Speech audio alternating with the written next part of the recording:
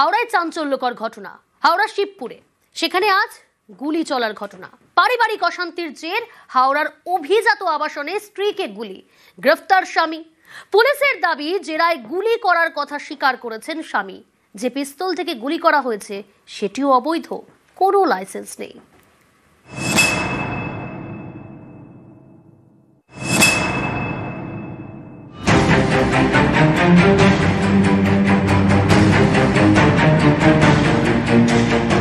আবাসনের ফ্ল্যাটে মহিলাকে লক্ষ্য করে গুলি, গ্রেফতার তাঁরই স্বামী। হাওড়ার শিবপুরের ঘটনা। सुने हैं ऐसा घटना हुआ है कि गोली लगाया, छू के निकला है, जो भी है हम लोग खुद आज शॉक्ड है कि ये क्या हुआ है।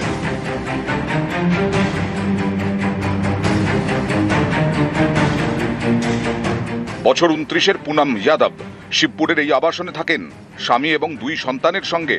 বুধবার সকাল 9:30 পুনম যাদবকে তার ফ্ল্যাট থেকে রক্তাক্ত অবস্থায় বের করেন স্বামী গোপাল যাদব। আমি দেখছি লিফটে ক্যামেরা দিকে তাকাচ্ছি, দেখছি যে একজন লেডিস যার হয়েছে মানে আহত, উনি দাঁড়াতে পারছেন না লিফটের মধ্যে। এবার ওনাকে দুজন নিয়ে এসে এখানে বসিয়েছে, বসাতে দেখছি পেছনে মানে গভীর আহত হয়েছে, মানে হ্যাঁ বেরোচ্ছিল, রক্ত ঝরছে। ওনার স্বামী কি বলছিলেন? ওনার স্বামী আমাকে তো কিছু বলার সুযোগ দেয়নি, তাড়াতাড়ি গাড়ি নিয়ে এলো।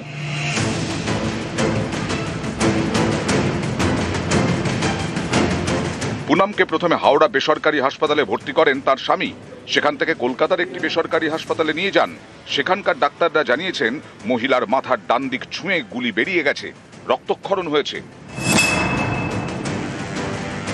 আহত পুনম যাদবের দাবি, কয়েকদিন ধরে স্বামীর সঙ্গে পারিবারিক সমস্যা চলছিল। বুধবার সকালে মাত্রা ছাড়ায় অভিযোগ সেই সময় পিস্তল বের করে তাকে লক্ষ্য করে গুলি চালিয়ে দেন স্বামী। এই অভিযোগের ভিত্তিতে স্বামী গোপাল যাদবকে গ্রেফতার করে শিবপুর থানার পুলিশ। তার স্বামী গোপাল যাদবকে জিজ্ঞাসাবাদ করে যেটা জানা গেছে, পারিবারিক অশান্তি, নিজেদের মধ্যে বাদ বিতণ্ডা চলছিল, সেখানেই কিন্তু রাগারাগি, মাথা গরম, এবং সেইখান থেকে কার্যত নিজের পিস্তল দিয়ে তার স্ত্রীকে গুলি করে।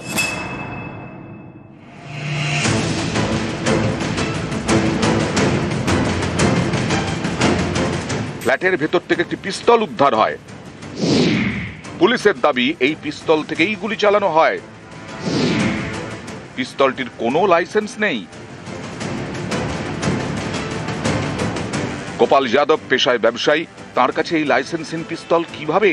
ধৃত গোপাল যাদবকে জেরা করে জানার চেষ্টা করছে পুলিশ। নিউজ 18 বাংলা।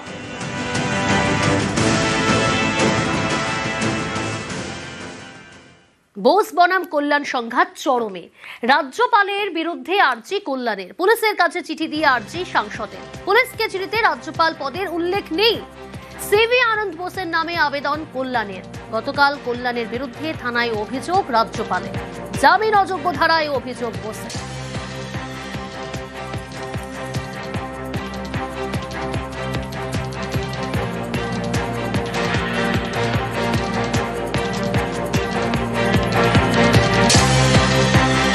সংঘাতের শুরু রবিবার। কল্যাণের আক্রমণ CV Ananda বোসকে।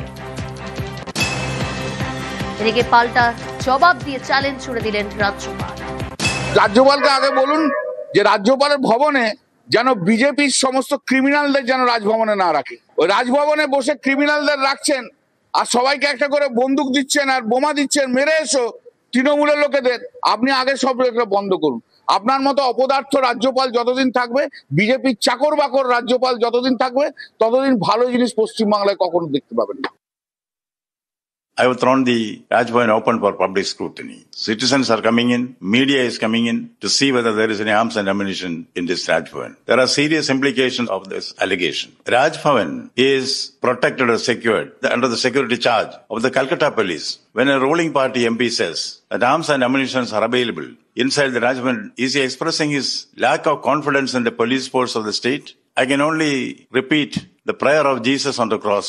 Father, forgive them, for they know not what they do. It is the confidence of the people which sustains the dignity of the Rajbhavan. So this is betrayal of the trust and confidence which democracy places in an elected representative. He has the option either to apologize to the people of Bengal, or there are legal options which can be taken against him. This kind of hate speeches cannot be tolerated.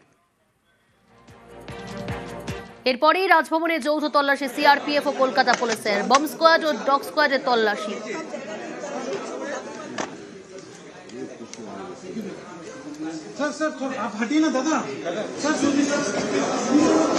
An honorable MP making wild allegations against the constitutional head of the state, the malicious, mischievous intent, in a very, very obnoxious way, in bad taste. The governor should also remain above suspicion.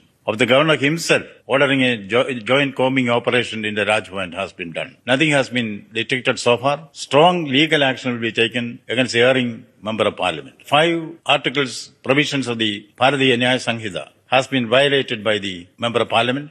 He has also disrespected the Constitution of India. He has to pay the price. He will be brought to book. He has a decent option of apologizing to the people of Bengal. I'll wait for 24 hours, but an apology also does not exclude him from the operation of law. For quite some time, I have been noticing that attacking the governor is done with effortless ease by some political leaders. They feel they can give scot-free. They have to come before the law, answer before the law, and face the consequences.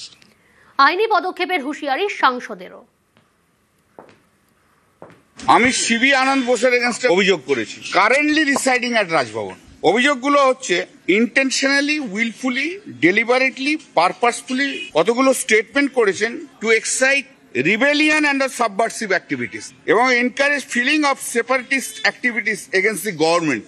তারপর বলেছে corruption has to go from the election process. কি corruption আছে election প্রসেসে? তুই তো মানুষকে খেপিয়ে দিচ্ছ, এখন থেকে মানুষকে একদম প্ররোচনা দিচ্ছ। In Bengal there has been a traditional playing of political Holi with human blood. পশ্চিমবাংলায় মানুষরা হোলি খেলে রক্ত দিয়ে, হিন্দুদের হোলিকে রক্তের হোলি বলে দিচ্ছে। মানুষকে খেপাচ্ছেন, পুলিশের বিরুদ্ধে খেপাচ্ছেন, সরকার, মুখ্যমন্ত্রী সবাই ক্রুয়েলিটি করছে। মানুষকে লাগে লেলিয়ে দাও রাজ্য সরকারের বিরুদ্ধে। আমি জানি গভর্নরের ইমিউনিটি রয়েছে, ইমিউনিটি লফুল কাজের জন্য, নট ফর আনলফুল কাজের জন্য। দেখা যাক না, আছে তো সুপ্রিম কোর্ট পর্যন্ত। হরিয়ানার আলফালা বিশ্ববিদ্যালয়, একে কেন্দ্র করেই তৈরি হয়েছে ডাক্তার জঙ্গিদের কোম্পানি। এবার এই বিশ্ববিদ্যালয়কে ঘিরে পাহাড় প্রমাণ দুর্নীতির অভিযোগ। গ্রেফতার আলফালার প্রতিষ্ঠাতা চেয়ারম্যান জাওয়াদ সিদ্দিকী।